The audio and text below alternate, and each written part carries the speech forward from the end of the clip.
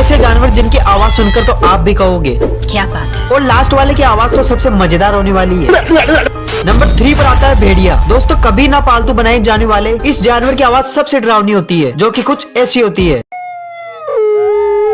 Number 2 पर आता है शेर। दोस्तों शेर को जंगल का राजा इसकी आवाज की वजह से ही माना जाता है, जो कि 8 किलोमीटर दूर तक के जानवर को भी कपकपा देती है, जिसकी आवाज कुछ सॉरी ऐसी होती है। नंबर 1 जानने से पहले यदि आप भी मानते हैं कि आपके पापा एक रियल हीरो है तो वीडियो को एक लाइक और कमेंट में ये इमोजी जरूर सेंड करना। नंबर 1 पर आता है बकरा। यदि आप भी गांव की तरफ रहते हो तो जरूर जानते होंगे, जिसकी आवाज सबसे फनी होती है।